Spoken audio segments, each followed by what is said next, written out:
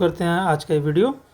UGC net JRF परीक्षा दिसंबर 2021 जून 2022 Hindi subject का व्याख्या सहित द्वितीय प्रश्न पत्र का हल है ये।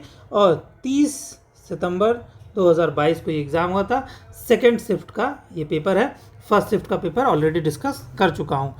इस पूरे वीडियो के दौरान जो भी क्वेश्चंस हैं, लाइक क्वेश्चन 1 से लेके 100 तक, इन सारे क्वेश्चंस को हम डिस्कस करेंगे। इस दौरान जो भी क्वेश्चंस पीवाईक्यू में पूछे गए हैं उन्हें बताएंगे हम। साथ में हर क्वेश्चन के साथ में कुछ एडिशनल इन्फॉर्मेशन आपको मिलेगी, तो इसलिए वीडियो को पूरा अंत तक देखिएगा। इससे आपका क्विक रिवीजन भी हो जाएगा। और अगर आप स्पेसिफिक कोई क्वेश्चन देखना चाहते हैं तो इसका मैंने टाइम स्टैम्प डिस्क्रिप्शन में दे दिया है, आप डायरेक्टली उस क्वेश्चन पे जंप कर सकते हो। चलो अब इसी के साथ शुरू करते हैं आज का ये वीडियो। चलो शुरू करते हैं वीडियो को। क्वेश्चन नंबर 1, प्रकाशन वर्ष की दृष्टि से अज्ञेय के निम्नलिखित काव्य संग्रहों का सही अनुक्रम क्या है। तो प्रकाशन वर्ष के हिसाब से ये देखो, ये क्वेश्चन हर साल पूछते हैं, तो ये इनसे रिलेटेड अज्ञेय की जितनी पुस्तकें हैं जो ज़्यादा फेमस है उनका आप एक लिस्ट बना लो और उससे याद करना आसान हो जाएगा। जैसे आंगन के पार द्वार, नदी का बांक पर छाया, ये बार बार पूछते हैं। तो अगर आपको इन दोनों का ईयर पता है तो आसानी से आप इस क्वेश्चन को सॉल्व कर सकते हो। जैसे आंगन के पार द्वार ये रिलीज़ हुई थी 1961 में, और मैं पहले सन्नाटा बुनता हूँ 1973 में आई थी ये। 1973 में ये तीसरी नदी की बांक पर छाया, ये तीसरी पुस्तक भी इनकी बहुत फेमस है, जो कि 1981 में आई थी। सागर समुद्र ये एक नई रचना है जो पीवाईक्यू में कभी पूछी गई है, बट अभी लेटेस्ट पीवाईक्यू में नहीं पूछी गई थी। तो इस सीक्वेंस से इसका आंसर होना चाहिए CADB, और इसका आंसर है A। ये रहा डिटेल आंसर। क्वेश्चन नंबर 2 देखते हैं। छायावाद के बारे में सही कथन है। छायावाद के जन्म में रीतिवाद का विरोध नहीं था। रीतिकालीन अतिशय श्रृंगारिकता के कारण छायावाद का जन्म हुआ। छायावाद जहाँ तक आध्यात्मिक प्रेम को लेकर चला है वहाँ तक तो रहस्यवाद के ही अंतर्गत रहा है। मानवतावादी दृष्टि के पेट से ही काव्य में छायावाद का जन्म हुआ। तो इसका C और D दोनों सही है, B और A दोनों गलत है छायावाद के बारे में। तो इस हिसाब से आंसर होना चाहिए A। ये रहा डिटेल्ड आंसर। नेक्स्ट देखते हैं क्वेश्चन नंबर 3, क्या तुम इतना भी नहीं जानते कि नारी परीक्षा नहीं चाहती, प्रेम चाहती है। परीक्षा गुणों को अवगुण, सुंदर को असुंदर बनाने वाली चीज़ है। प्रेम अवगुणों को गुण बनाता है, असुंदर को सुंदर बनाता है। उपर्युक्त का संवाद गोदान के किन पात्रों के मध्य हुआ है। मैंने इसके पहले वीडियोज़ में बता चुका हूँ। गोदान से रिलेटेड किसी महानता वाले सेंटेंस की बातचीत हो रही हो तो वो मालती और मेहता जी के बारे में, इनके बीच में ही हो रही है पूरे पुस्तक में। ठीक, क्वेश्चन नंबर 4 देखते हैं। मानस का हंस उपन्यास में वर्णित है।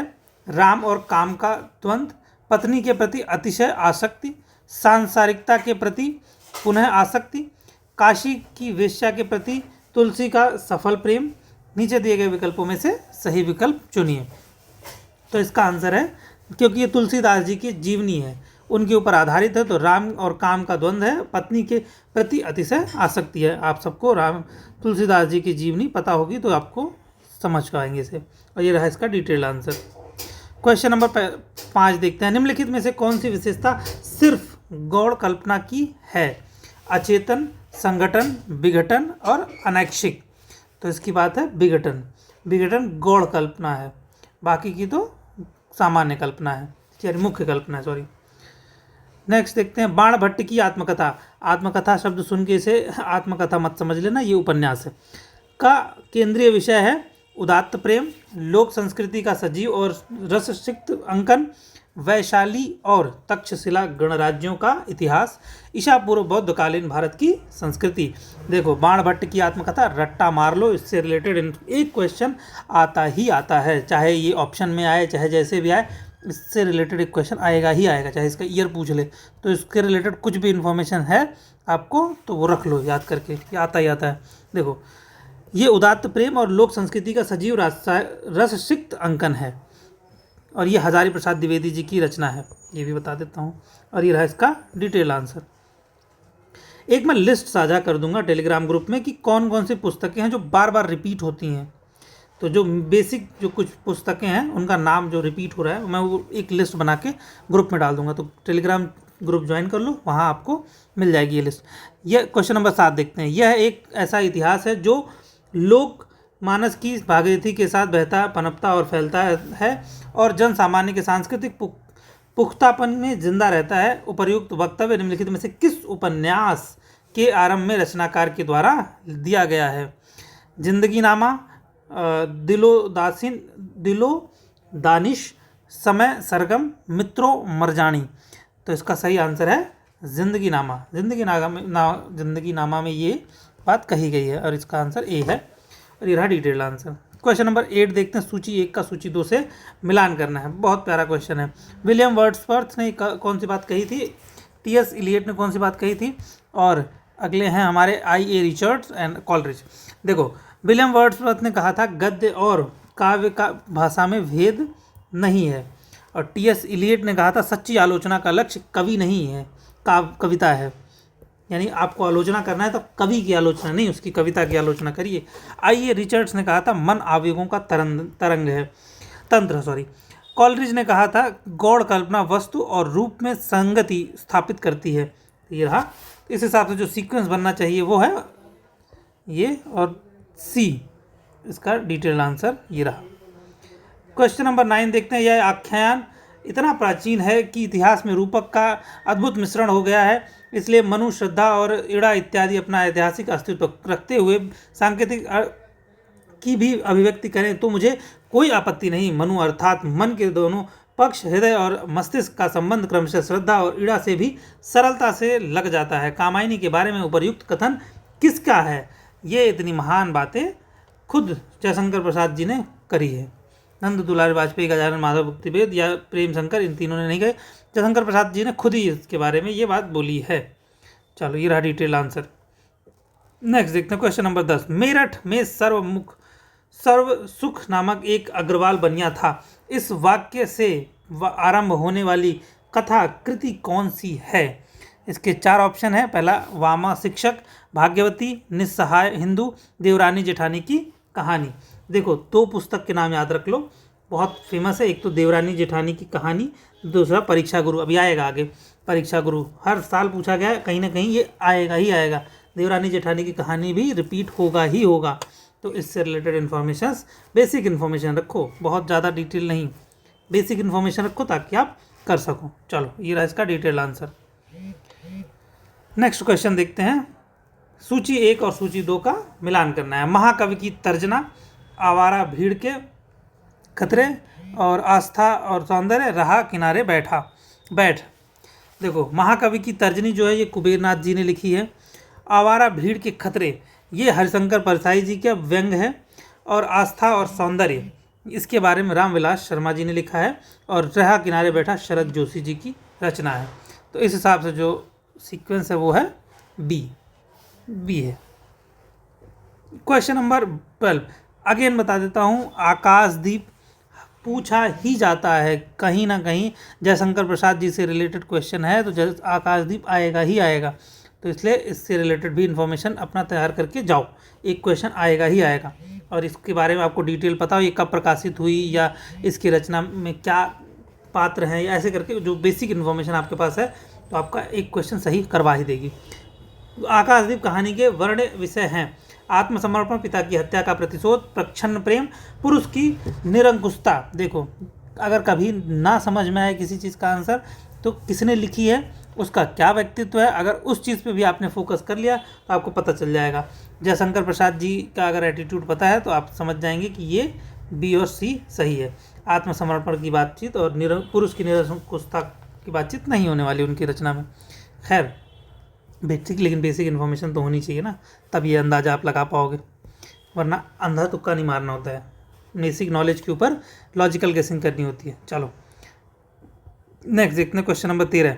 सुखिया सब संसार है खाए और सोए, दुखिया दास कबीर है जागे और रोवे। इस कविता के सही प्रतिपाद्य हैं। संसार के सभी लोग भौतिक रूप से सुखी और समृद्ध हैं, आंतरिक अभाव के कारण कबीर दुखी हैं। कबीर की संसार की नश्वरता का बोध था, इसलिए उनमें उससे मुक्त होने की तड़प थी। दुनिया के लोग संसार की नश्वरता के बारे में जानते हुए भी बेपरवाह थे। तो इसके बारे में देखो, ऊपर की दोनों लाइनें बकवास की बातें कर रही है, सी और डी सही बातचीत कर रहा है, ये कबीर का मत है। और ये देखें detail answer. Question number a fix question है, पेटेंट क्वेश्चन आता ही आता है आर्य भाषा के बारे में। तो ये रट्टा मार के जाओ, कुछ गिने चुने भाषाएं हैं तो एक क्वेश्चन सही करके ही आओगे, 2 नंबर मिल जाएंगे, ठीक है। और निम्नलिखित में से कौन सी आर्य भाषा नहीं है? तो यूनानी, प्राकृत, लैटिन, तुर्की। इसका सही आंसर है तुर्की। यूनानी, प्राकृत और लैटिन ये तीनों ही आर्य भाषा के हिस्सा हैं। इससे रिलेटेड एक वीडियो मैंने ऑलरेडी चैनल पे अपलोड कर रखी है, उसका लिंक भी टेलीग्राम ग्रुप में दे दिया है, आप उसे जाके देखो, आपका ये क्वेश्चन कभी नहीं गलत होगा। चलो, असर्शन रीजन बेस्ड क्वेश्चन है ये। पहला देखते हैं उत्तर, आधुनिकता मानव यथार्थ की संपूर्ण अवधारणा का खंडन करती है। अच्छा जी, क्योंकि मानव यथार्थ विखंडित, बहुवाची और परिवर्तनशील है। जी हाँ, दोनों ही बातें एक दूसरे को एक्सप्लेन भी करती हैं और दोनों ही बातें सही भी हैं, तो इस हिसाब से आंसर इसका ए होना चाहिए। और ये रहा इसका डिटेल्ड आंसर। क्वेश्चन नंबर देखते हैं 16, हरिवंश राय बच्चन जी। ये भी हर साल पूछी जाने वाली कहानी है, हर फेज में, हर शिफ्ट में पूछते हैं। 4 इनकी आत्मकथा है, उन चारों को रट लो। किसी साल उसका ईयर पूछते हैं, किसी साल उसके सीक्वेंस के बारे में पूछते हैं, किसी साल ये पूछ लेते हैं कि कब कौन सी कविता इनकी, कौन से आत्मकथा में क्या इन्होंने मेंशन किया। तो हरिवंश राय बच्चन जी की आत्मकथा नहीं है पूछा है। नीड़ का निर्माण फिर ये तो है ही है। और क्या भूलूं क्या याद करूं ये भी है। बसेरे से दूर ये भी इनकी कथा है। अतीत के आज के अतीत ये इनकी आत्मकथा नहीं है। और ये रहा डिटेल्ड आंसर, पढ़ लीजिए। नेक्स्ट देखते हैं सूची 1 का सूची 2 से मिलान। देखो मैं कह रहा था ना अभी परीक्षा गुरु से रिलेटेड क्वेश्चन आएगा ही आएगा। परीक्षा गुरु आना ही है, हर साल इससे रिलेटेड एक क्वेश्चन आएगा। देवरानी जेठानी की कहानी आएगा ही आएगा। शेखर एक जीवनी से क्वेश्चन आएगा ही आएगा। गोदान से क्वेश्चन आएगा ही आएगा। तो इससे बेसिक इन्फॉर्मेशन तैयार करके रख लो। परीक्षा गुरु, इसका भी पिछली वाली वीडियो में मैंने बताया था, एक सिंपल सी ट्रिक है।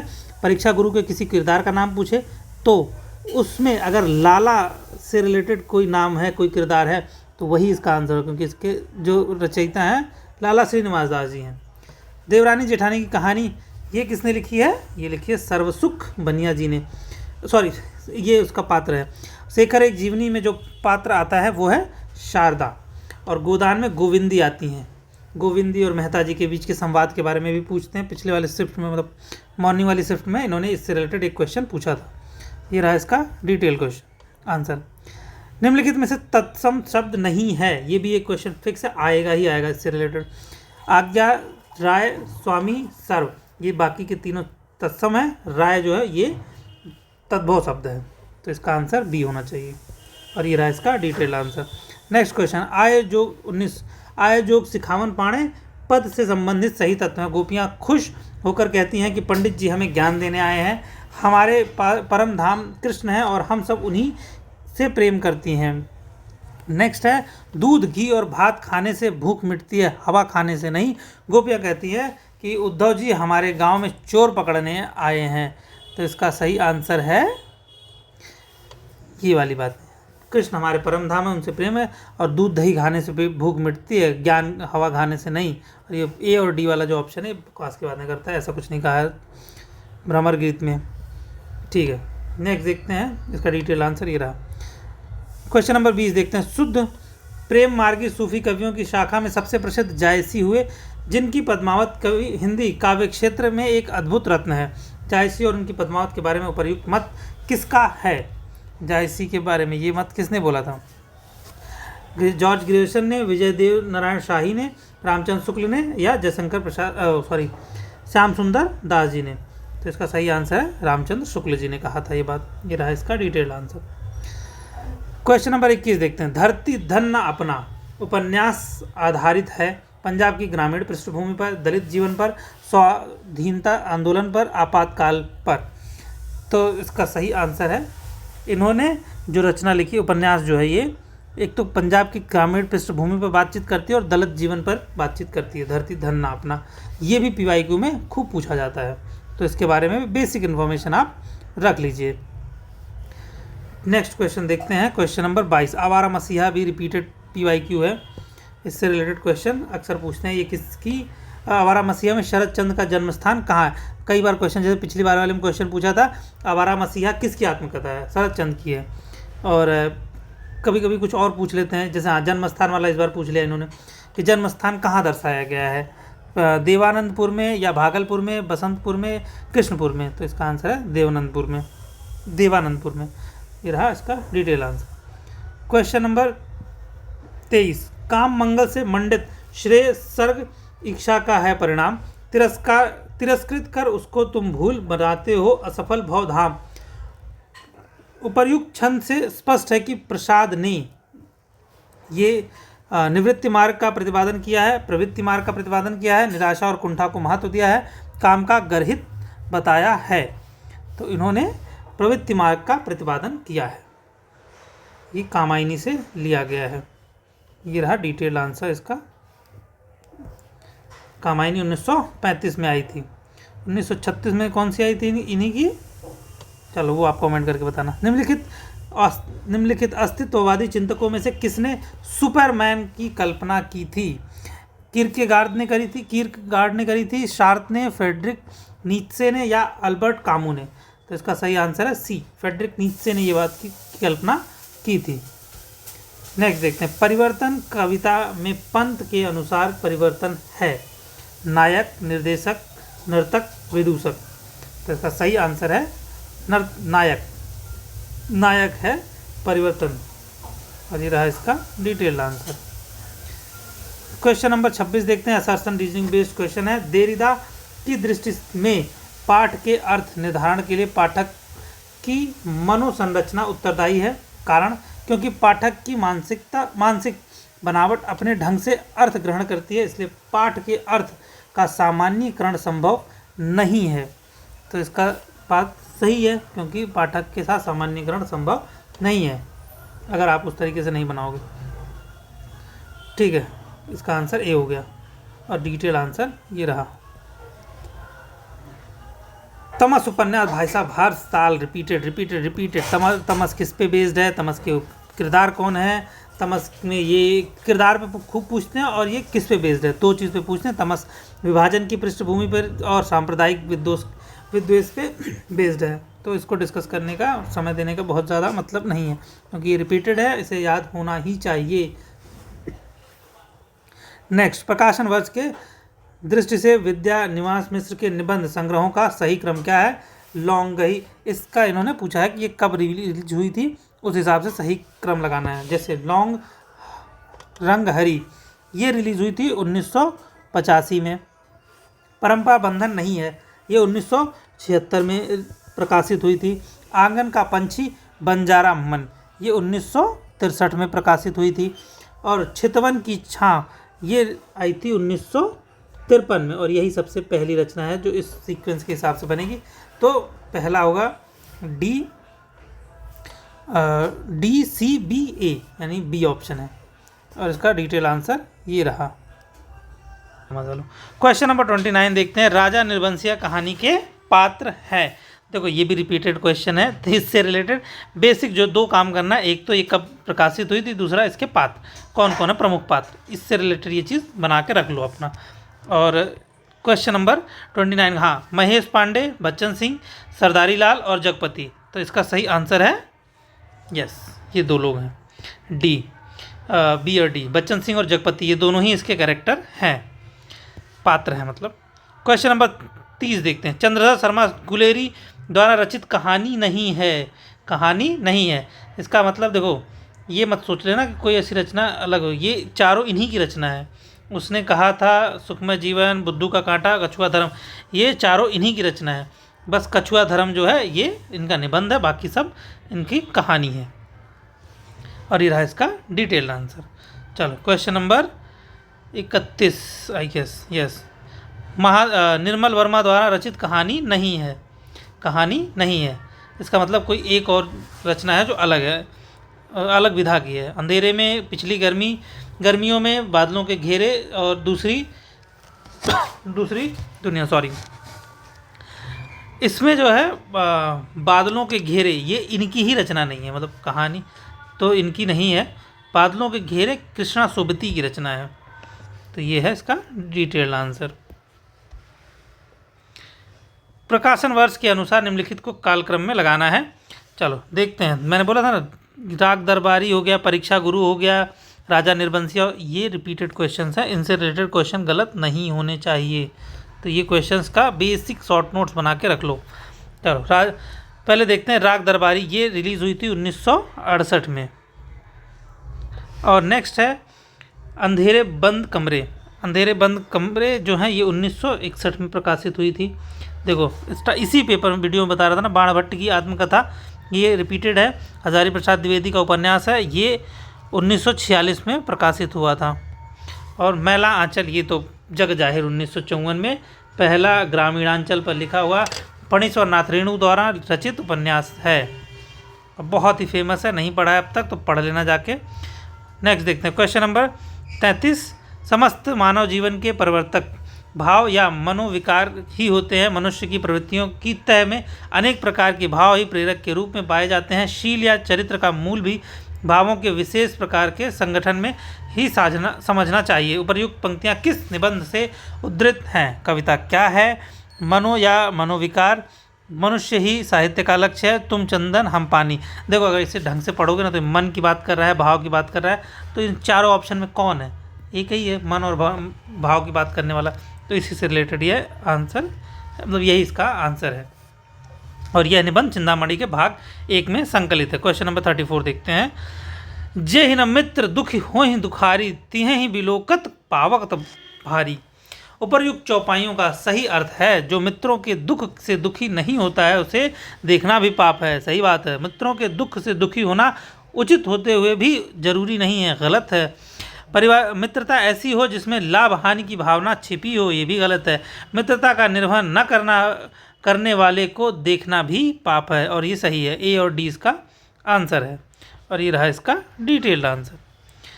नेक्स्ट देखते हैं। शाब्दी व्यंजना के प्रकार हैं आर्थी व्यंजना, लक्षणा मूला, अभिधा मूला, लक्ष्य संभव। तो इसका सही आंसर है, जी हाँ, अभिधा मूलक और लक्षणा, ये दोनों शाब्दिक व्यंजना है। और इसका ये रहा डिटेल्ड आंसर। नेक्स्ट देखते हैं। प्लेटो के अनुसार ग्रंथों में आलोचनात्मक सामग्री की दृष्टि से कौन सा ग्रंथ अधिक उपादेय नहीं है? फिलेबुस, फेद्रुस, इयोन, रिपब्लिक। इन जनाब के अनुसार से फिलेबुस नहीं है उपादेय, और ये रहा इनका डिटेल आंसर। असर्शन और रीजनिंग बेस्ड क्वेश्चन है। पहला है असर्शन, स्त्री संस्कृति में स्त्री पाठ का विश्लेषण आवश्यक है, क्योंकि स्त्री संस्कृत पितृ सत्तात्मक संस्कृति से भिन्न अभिधान है। तो इस दोनों ही बातें एक दूसरे को वो करती हैं, सपोर्ट करती हैं। तो इसका आंसर ए है। दोनों सही भी हैं और एक दूसरे को एक्सप्लेन भी करती हैं, मतलब रीजन भी बनती हैं। नेक्स्ट देखते हैं। नीरव 38 क्वेश्चन नंबर। नीरव मुरली कलरव चुप अली कुल थे बंद नलिन, में कालिंदी बही प्रणय की इस तममय हृदय पुलीन में। उपर्युक्त छंद से संबंधित सही भाव है। दुखी और अंधकार में हृदय में प्रेम की कालिंदी प्रवाहित हो जाती है। प्रेम में आबद्ध व्यक्ति परम शांति और सुख का अनुभव कर रहा है। दुख हृदय में व्याप्त अंधेरे को प्रेम की यमुना भी नहीं बहा सकती। बांसुरी के स्वर मौन थे, इसलिए भौरे भी गुंजार नहीं कर रहे थे। तो इसका सही आंसर है ए और बी, और ये रहा इसका डिटेल्ड आंसर। नेक्स्ट देखते हैं। सूची 1 का सूची 2 से मिलान। मैं तुम्हारे हाथ का लीला कमल हूँ, ये बात कहते हैं दिनकर जी।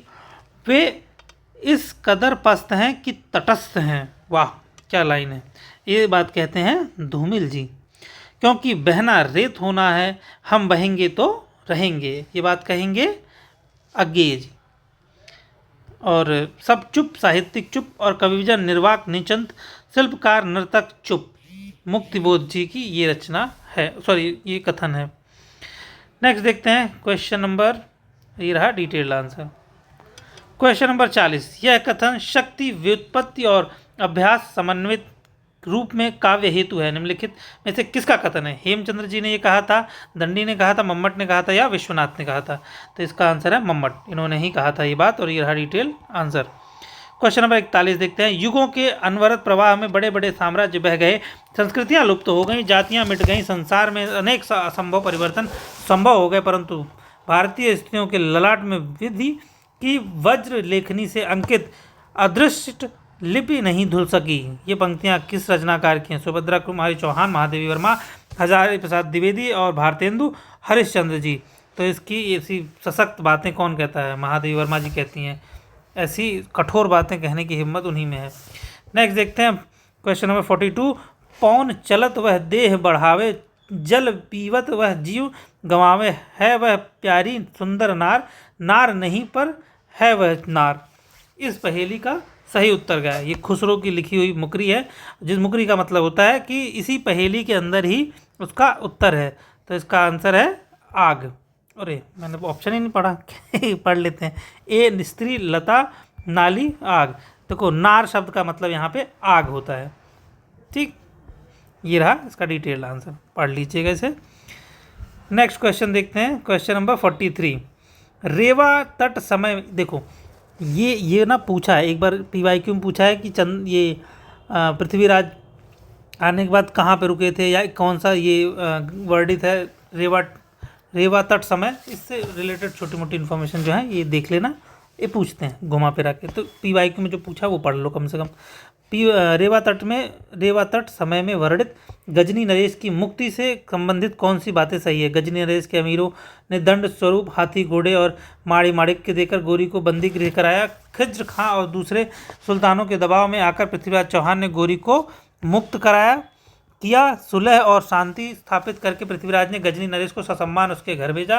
पृथ्वीराज ने गजनी नरेश को पुनः युद्ध न करने की चेतावनी देकर भगा दिया।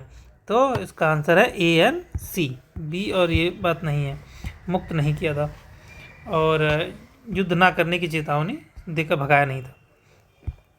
चलो क्वेश्चन नंबर 44 देखते हैं। हरिशंकर परसाई जी, ये बहुत फेमस रचना है इनकी, भोला राम की जीव। हरिवंश राय बच्चन, देखो मैंने इसी प्रश्न पत्र में आपको दिखा दिया। दूसरा क्वेश्चन, हरिवंश राय बच्चन जी का क्या भूलूं, क्या याद करूं।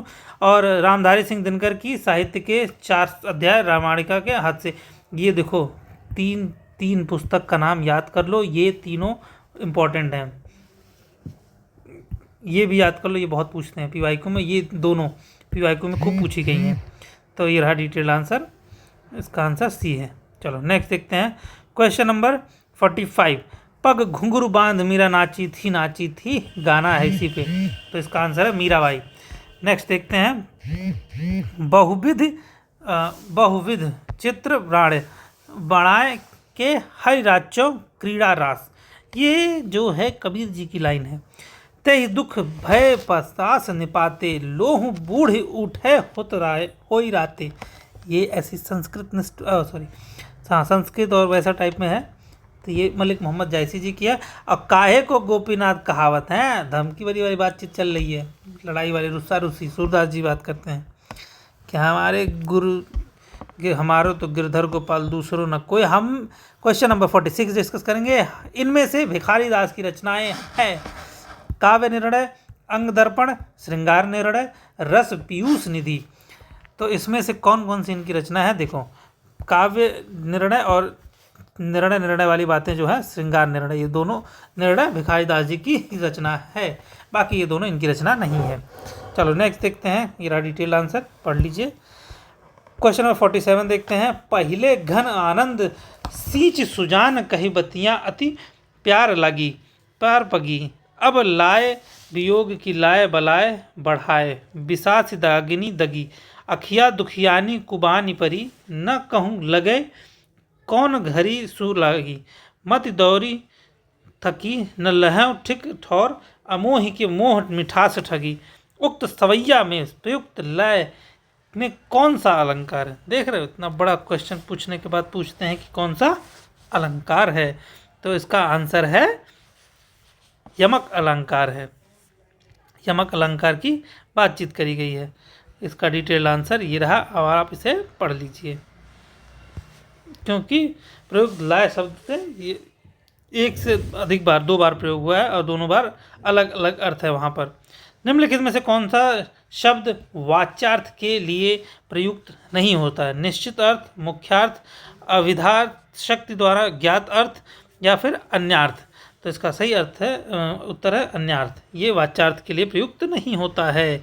नेक्स्ट 49 देखते हैं। एक कहानी यह भी के परिप्रेक्ष्य में सही कथन है। स्त्री पुरुष समानता की अभिव्यक्ति, भोगे हुए यथार्थ की मार्मिकता या फिर पुरुष वर्चस्ववाद की चुनौती, स्त्री की पक्षधरता का निषेध। तो इसका सही आंसर है भोगे हुए यथार्थ की मार्मिकता और पुरुष वर्चस्व की चुनौती। नेक्स्ट देखते हैं। सूची का मिलान करना है। आलस्य, देवसेना, गांधारी, भिस्ती, ये लोगों की लाइनें हैं। देखो महानता की बातचीत होगी, देवसेना का आते ही इसका मतलब है महानता की बातचीत होगी।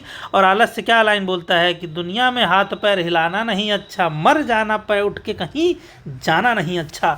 क्या कह रहे हो, ठंडी के दिनों में हमारा भी यही इच्छा करती है, मजबूरी है इसलिए जाना पड़ेगा यूजीसी का एग्ज़ाम देने।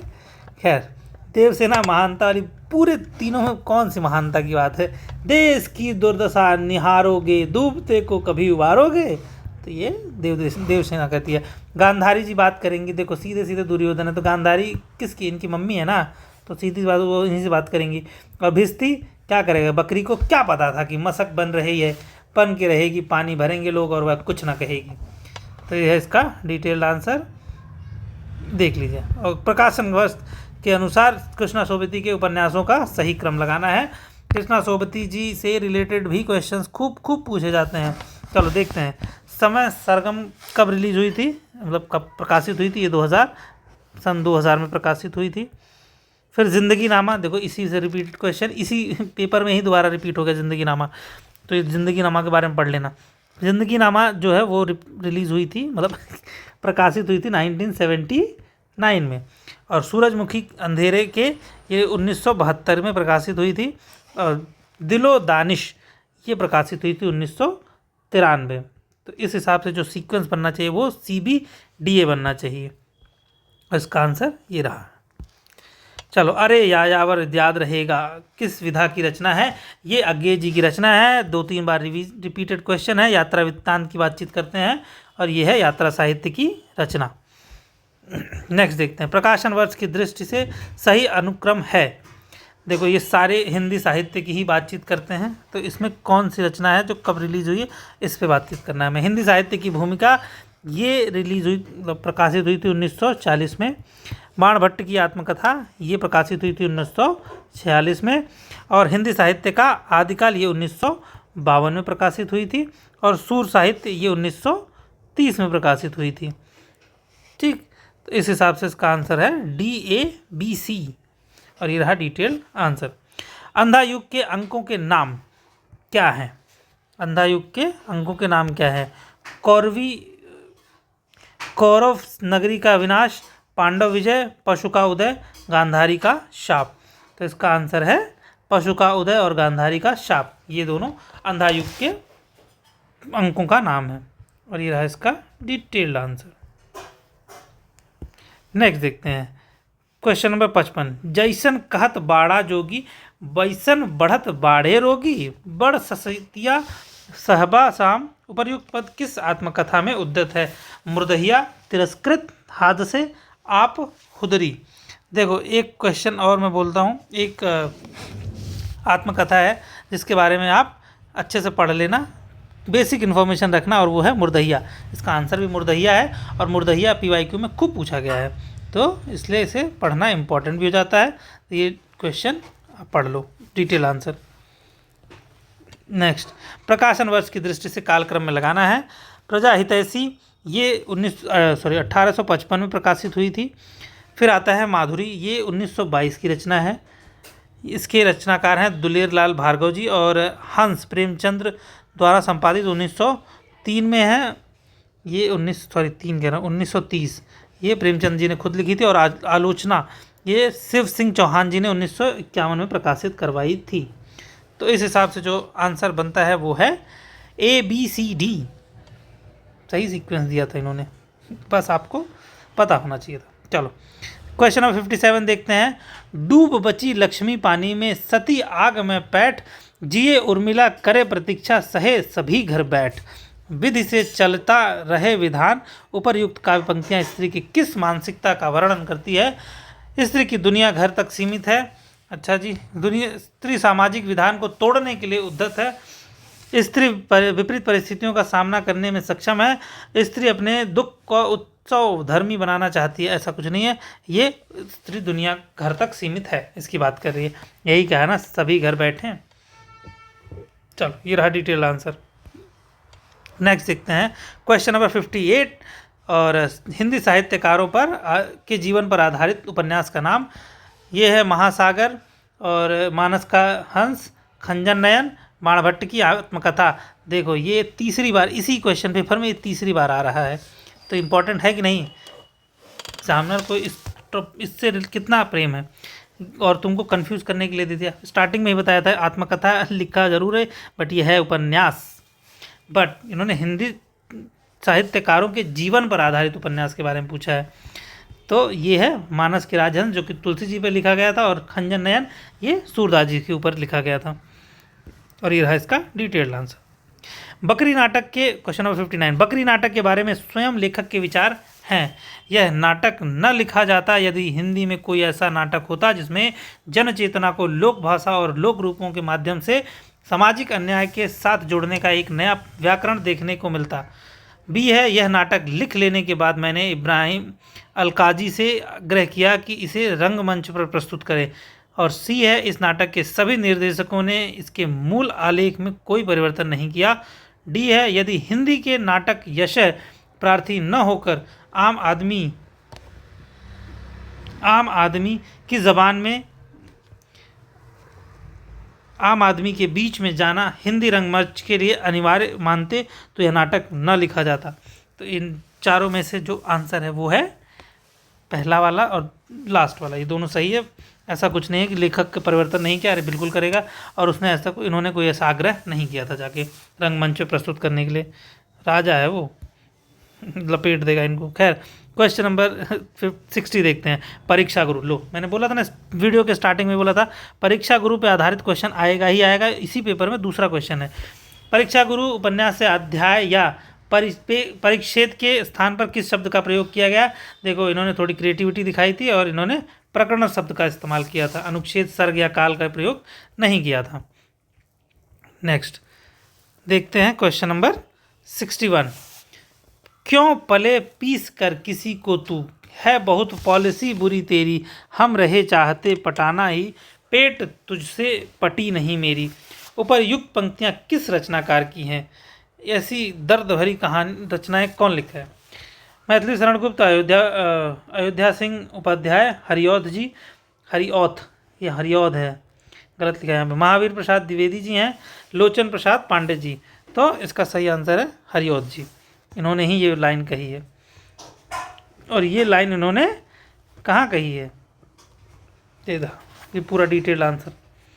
नेक्स्ट देखते हैं क्वेश्चन नंबर 62, हिंदी साहित्य का इतिहास रामचंद्र शुक्ल जी के आदिकाल के प्रारंभिक 4 प्रकरणों का सही क्रम क्या है। तो ये भी रिपीटेड क्वेश्चन है, बट बहुत बार नहीं आया है, बट हाँ रिपीटेड तो है ये। सबसे पहले देखो, कॉमन सेंस भी लगाओ, सबसे पहले सामान्य परिचय होगा, ठीक। सामान्य परिचय होने के बाद फिर क्या है, अपभ्रंश, पहला ये अपभ्रंश काव्य आएगा। अब अपभ्रंश काव्य के बाद फिर देश चीज़ की बातचीत आएगी, तीसरा ही होगा। अब जो कुछ बचा कुचा है नेक्स्ट, फुटकर बोलते हैं ना, फुटकर रचनाएं, वैसे ही फुटकर रचनाएं हैं लास्ट में। तो ये है 4 नंबर सीक्वेंस। तो BADC, ऑप्शन बी। सूची 1 का सूची 2 से मिला करना है। दुनिया का सबसे अनमोल रत्न अमृतसर आ गया, चीफ की दावत, सेम क्वेश्चन रिपीटेड है। ये इसी सीक्वेंस में इन्होंने एक बार और क्वेश्चन पूछ चुके हैं। चीफ की दावत के किससे रिलेटेड है, वृद्धों की उपेक्षा करता है। दुनिया का सबसे अनमोल रत्न जो है ये देश प्रेम की बात करता है। और अमृतसर आ गया देश विभाजन की बातचीत करता है। पिता पुरानी और नई पीढ़ी के द्वंद्व की बातचीत करता है। तो ये रहा इसका डिटेल आंसर। प्रकाशन वर्ष की दृष्टि के हिसाब से जयशंकर प्रसाद, मैंने बोला था ना जयशंकर प्रसाद के, इसके पहले वीडियो में भी बोला था, इस वीडियो में बोल रहा हूँ, फिर से बोल रहा हूँ, जयशंकर प्रसाद से रिलेटेड जितनी रचनाएं हैं उनका प्रकाशन वर्ष का लिख लो, क्योंकि इससे रिलेटेड क्वेश्चन पूछते हैं। कभी नाटक का पूछ लेंगे, तो कभी कहानी का, तो कभी उनके उपन्यास का पूछते हैं। तो इन 3 का एक सीक्वेंस बना के अपना शॉर्टकट में रख लो। नेक्स्ट इसका देखते हैं कामना जो है वो प्रकाशित हुई थी 1927 में। राज्यश्री प्रकाशित हुई थी 1915 में। और विशाख प्रकाशित हुई थी 1921 में। प्रायश्चित प्रकाशित हुई थी 1913 में, यानी सबसे पहले यही प्रकाशित हुई थी। तो इस सीक्वेंस के हिसाब से आना चाहिए हमारा DBCA, और ये ऑप्शन डी है इसका। क्वेश्चन नंबर 65 देखते हैं। सुफल जन्म मोको गुरु कीना, दुख विसार सुख अंतर दीना, ज्ञान दान मोको गुरु दीना, राम नाम बिनु जीवन हीना। उपर्युक्त पंक्तियां राम के रचयिता है कबीर, नामदेव, रैदास, सुंदर दास। तो इसके सही आंसर है नामदेव जी। ये भी रिपीटेड क्वेश्चन नहीं है, बट ये लेखक रिपीटेड है। ये वाली बात तो नहीं था रिपीट, लेकिन इनका नाम रिपीट हुआ है।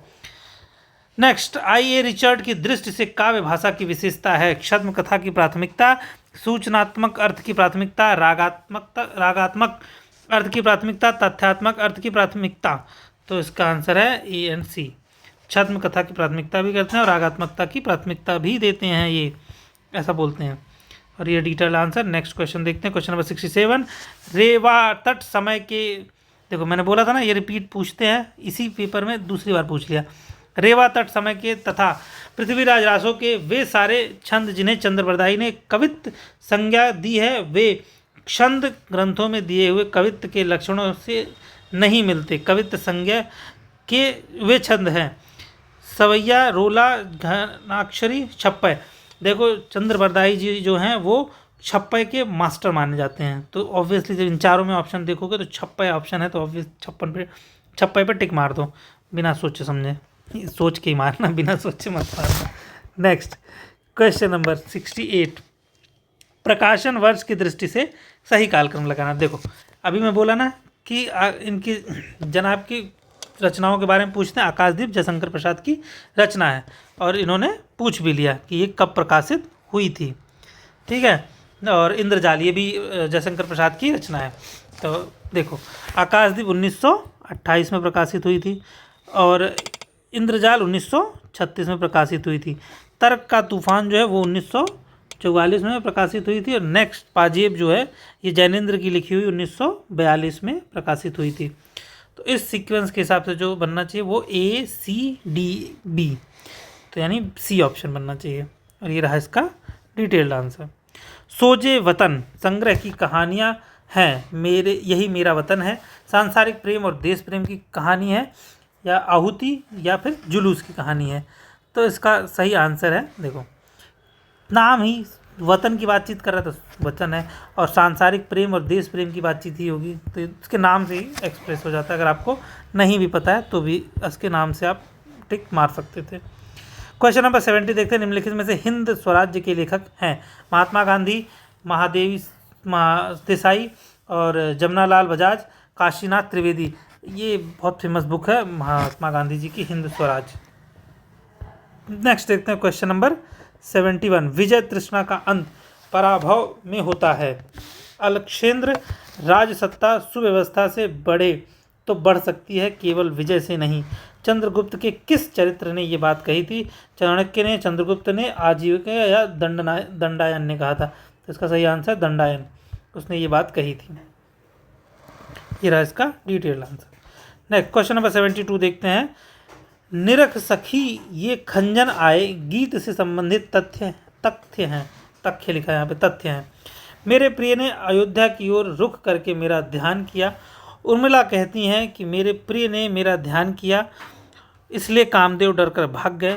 नेक्स्ट है, उन्होंने मेरा ध्यान किया और मुस्कुराए इसलिए यहाँ कमल खिल उठे। सही बात है।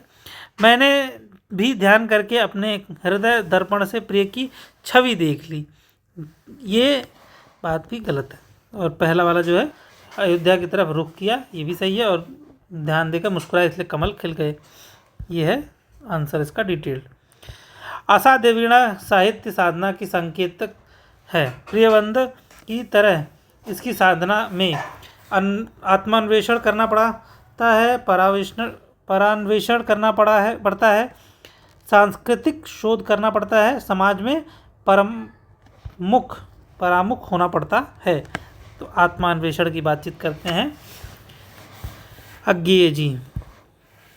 नेक्स्ट, सच्चिदानंद हीरानंद वात्सायन अज्ञेय। इनका नाम इनके घर वाले कैसे बुलाते रहे होंगे इन्हें, खैर। असर्शन रीजनिंग देखते हैं। असर्शन गैर रोमांटिक दौर में रोमानियत को एक गाली के रूप में प्रयुक्त किया जाता था, क्योंकि वैयक्तिक अनुभूति से संस्पर्श के बिना उच्च स्तर की प्रेम कविताएं लिखी जा सकती हैं। तो इसका सही आंसर है, देखो दूसरी बात वाली जो है गलत है, लिखी जा सकती है ऐसा नहीं है। पहली वाली बात तो सही कहता है, दूसरी वाली बात गलत कह रहा है। तो इस हिसाब से इसका आंसर सी होना चाहिए। देखो नेक्स्ट, रत्न खान, क्वेश्चन नंबर 75। रत्न खान के रचिता हैं रसखान, नंददास, मलूकदास, सुंदर दास। तो इसके आंसर है मलूकदास जी, इसके रचनाकार हैं। ये रहा डिटेल्ड आंसर। नेक्स्ट क्वेश्चन 76 है। किसी श्रीमान जमींदार के महल के पास एक गरीब अनाथ विधवा की झोपड़ी थी। जमींदार को अपने महल का हाथा उस झोपड़ी तक बढ़ाने की इच्छा हुई। उपर्युक्त पंक्ति किस प्रारंभिक पंक्तियां कहाँ से है? एक टोकरी भर मिट्टी से है। इसका आंसर ये शुरुआत ही इसी से होती है। खैर इसका डिटेल आंसर ये रहा।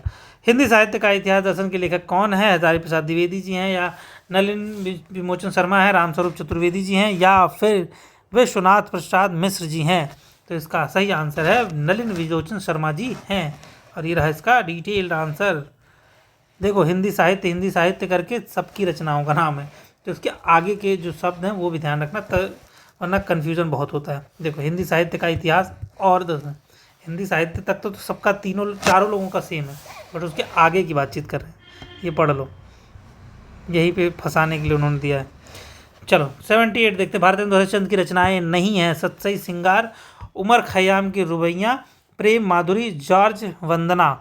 ठीक है, तो इसका सही आंसर है उमर खयाम और जॉर्ज वंदना, ये दोनों इनकी रचना नहीं है। जॉर्ज वंदना श्रीधर पाठक की रचना है और उमर खयाम हरिवंश राय बच्चन की है। सतसई सिंगार और प्रेम माधुरी भारतेंदु हरिश्चंद्र जी की रचना है। चलो ये डिटेल आंसर ये रहा। 79 ईदगाह कहानी में मोहसिन मेले में कौन सा खिलौना खरीद के लाता है? मोहसिन सिपाही खरीद के लाता है, भिस्ती खरीद के लाता है, खंजरी मोहसिन भिस्ती खरीद के लाता है, और हामिद लेके आता है चिमटा। देखो वकील कौन खरीद के लेके आता है? नूरे लेके आता है। सिपाही मोहम्मद खरीद के लाता है, और धोबिन को खरीदता है समी। चलो ये रहा इसका डिटेल आंसर, देख लेते हैं। Question number 80। रीति साहित्य के बारे में हजारी प्रसाद द्विवेदी जी का कथन क्या है? रीति काव्य मादक कविता का साहित्य है। रीति कविताएं पाठकों में सामाजिक चेतना का भाव भी पैदा करती हैं। रीति साहित्य में चित्रित नारी अपनी महिमा से महियसी नहीं बन पाई हैं। रीति कवि दरबारी मनोवृत्ति से परिचित होने पर राज्य आश्रयों से विमुख होने लगे हैं। तो इसका सही आंसर है पहली वाली बातचीत और तीसरी वाली, ये सही है, यानी ए और सी। इसका सही डिटेल आंसर ए ये रहा। क्वेश्चन नंबर 81 देखते हैं। अब आप इस बसंत को ही लो, यह दिन को तांत की तरह तानता है। पेड़ों पर लाल लाल पत्तों के हजारों सुख तल्ले धूप में सींचने के लिए लटकता है। उपर्युक्त पंक्ति में ध्वनित होता है। मोचीराम मोची नहीं है, शायर है नहीं, ऐसा कुछ नहीं है। मोचीराम नए बिंबों और प्रतीकों की बात करता है, ये भी नहीं है। मोचीराम बसंत का बयान अपने पेशे की भाषा में करता है, यही सही आंसर है, इसकी बात ही नहीं करनी इसके आगे। इसका आंसर ये रहा डिटेल। अंधेर नगरी के आधार पर, क्वेश्चन नंबर 82, अंधेर नगरी के आधार पर कहा जा सकता है कि भारतेंदु की साहित्य संबंधी अवधारणा है। साहित्य बैठे ठालों का विलास, या साहित्य नागर जनों के मनोरंजन हेतु है। साहित्य ग्रामीण जनों की शिक्षा के लिए है। साहित्य सामाजिक भूमिका हेतु है। तो इसका आंसर है साहित्य सामाजिक भूमिका हेतु होती है। साहित्य की सामाजिक भूमिका होती है। ये है detail answer. Assertion reason based question है। असर्शन है मनुष्य का अस्तित्व ईश्वर के बगैर असंभव है, क्योंकि नीत्शे का मानना है कि ईश्वर के बगैर संभव है। सेम क्वेश्चन रिपीटेड है, एग्जैक्ट यही स्टेटमेंट थी असर्शन में, यही थी रीजनिंग में, बस वो लाइन थोड़ी बहुत चेंज की इन्होंने, बाकी क्वेश्चन यही था exactly. Previous year question paper है और उसका भी आंसर यही था, दूसरा वाला गलत था, पहला वाला सही था। तो डी है इसका आंसर। शिव शंभू के चिट्ठे की विशेषताएं हैं। भारतीय राजनीति की उपेक्षा, राज प्रशस्ति, अंग्रेजों का कुशासन, भारतीय जनता का दमन और उसके प्रति प्रतिशोध। तो इसका सही आंसर अंग्रेजों का कुशासन और भारतीय जनता का दमन। देखो, जो कहानियाँ स्वतंत्रता आंदोलन के दौरान लिखी गई हैं उसमें अंग्रेजों का कुशासन की बातचीत ना हो, ऐसा हो ही नहीं सकता। चलो, संस्कृति के 4 अध्याय, मैंने बोला था ना ये इंपॉर्टेंट रचना है, अभी इसी क्वेश्चन पेपर में रिपीट हो गई। और संस्कृत के 4 अध्याय दिनकर जी की रचना है कि प्रथम अध्याय में किन विषयों पर चर्चा की गई है। आर्य द्रविड़ संबंध में भारतीय भक्ति की प्राचीनता, हिंदू संस्कृति की पाचन शक्ति, प्राचीन भारत और बाह्य विश्व की। तो इन्होंने आर्य द्रविड़ की बातचीत करी, हिंदू संस्कृत की पाचन शक्ति की बात करी है। और ये रहा इसका डिटेल आंसर। चलो, क्वेश्चन नंबर 86 देखते हैं। करो मोहम्मद शाह बखानू, सूरज देहली सुल्तान, धर्मपंथ जग बीच चलावा, निव न सबरे सो दुख पावा। उपरयुक्त पंक्तियाँ किस सूफी कवि की हैं? मलिक मोहम्मद जायसी की हैं, ये नूर मोहम्मद की हैं, उस्मान की हैं या कुतुबन की हैं? ये नूर मोहम्मद जायसी की, नूर मोहम्मद की हैं। इसका डिटेल आंसर ये रहा। क्वेश्चन नंबर 87 देखते हैं। सूची 1 का सूची 2 से मिलान करना है। पूर्णिया किस जिले का? ये तो पता ही होना चाहिए, मैलांचल का है। शिवपालगंज, ये भी बहुत ही रिपीटेड क्वेश्चन है, ब्राग दरबारी का है। गंगौली कहाँ से है? आधा गांव से है, पंजाब। जिंदगी नामा का है। तो ये रहा इसका डिटेल आंसर। क्वेश्चन नंबर 88 देखते हैं। प्रकाशन वर्ष की दृष्टि से इनको सही कालक्रम में लगाना है। देखो, बायोग्राफियल ये साइंस एंड पोएट्री ये रिलीज़ हुई थी 1926 में, और बायोग्राफी लिटरेरिया 1817 की रचना है ये। और द सीक्रेट वुड ये आई थी 1920 में। और प्रैक्टिकल क्रिटिसिज्म ये बहुत ही बार रिपीटेड क्वेश्चन है, 1929 में प्रकाशित हुई थी। इस हिसाब से जो आंसर बनना चाहिए वो BCAD बनना चाहिए, यानी बी ऑप्शन बनना चाहिए। Let's see the detail answer. चलो, क्वेश्चन नंबर 89 देखते हैं। सूची 1 का सूची 2 से मिलान करना है। विजय देव नारायण शाही की पुस्तक कौन सी है? वो है जायसी, उन्होंने जायसी लिखी थी। और अज्ञेय जी की लिखी हुई है हिंदी साहित्य एक आधुनिक परिदृश्य, ये रहा। और रामस्वरूप चतुर्वेदी जी की कामायनी का पुनर्अवलोकन, और निर्मल जैन जी ने हिंदी आलोचना की 20वीं शताब्दी लिखा था। और इस हिसाब से इसका आंसर होना चाहिए सी।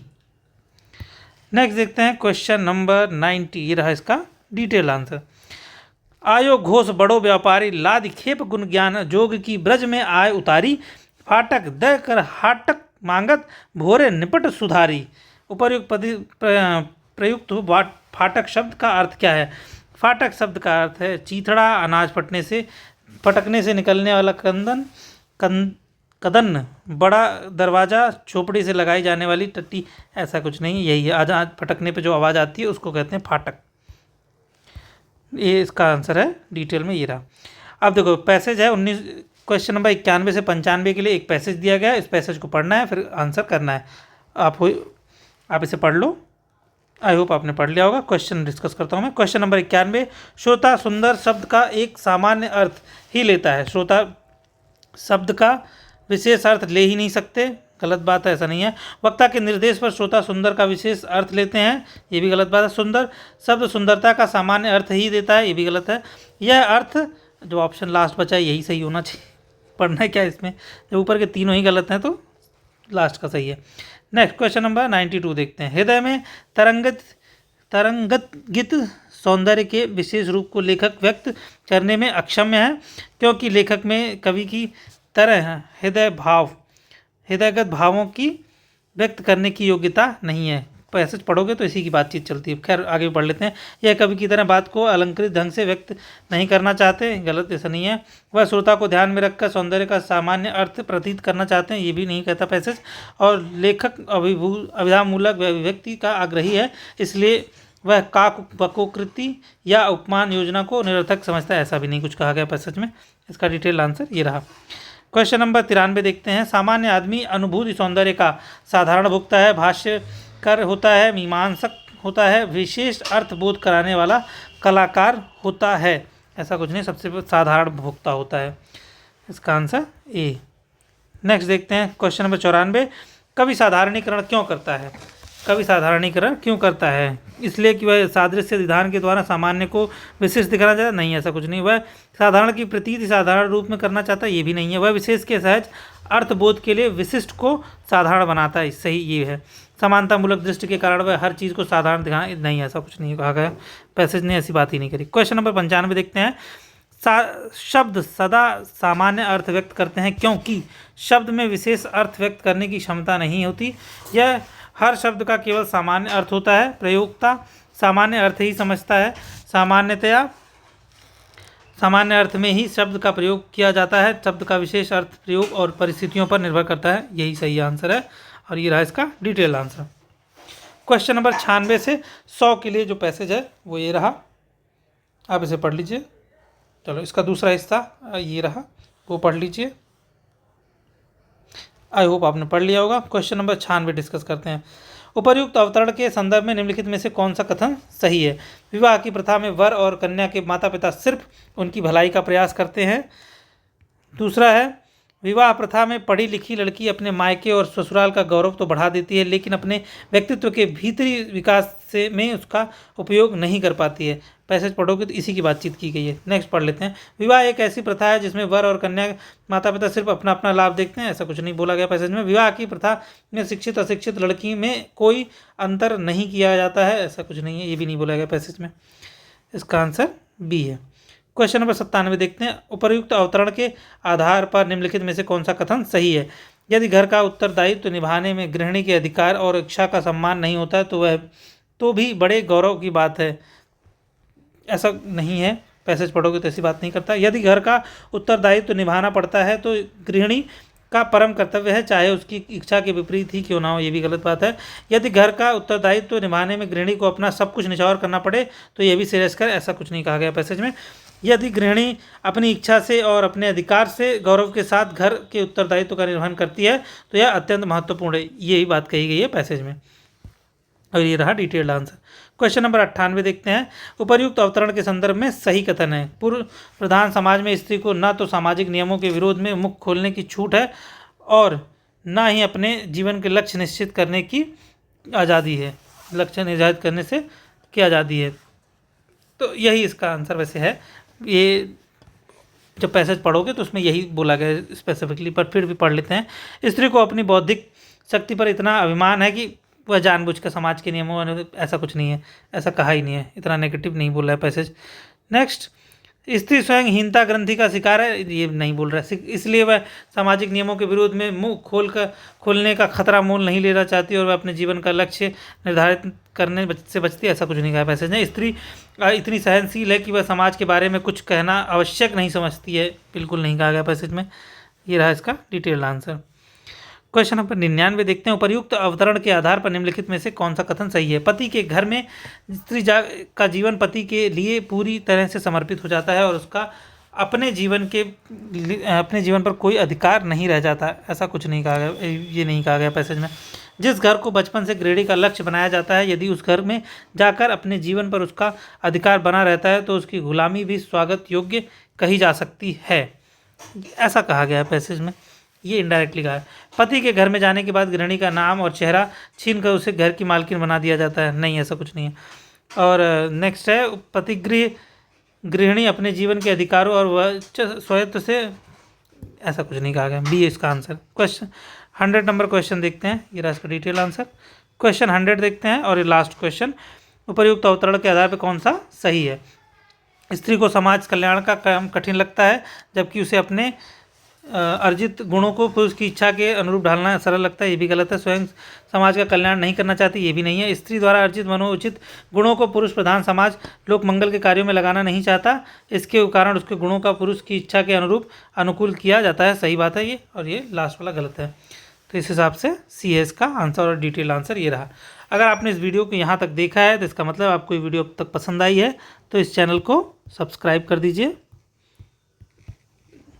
और इस वीडियो को लाइक करके अपने दोस्तों के साथ शेयर कर दीजिए। अब मिलते हैं आपको अगली वीडियो में, तब तक के लिए जय हिंद, जय भारत।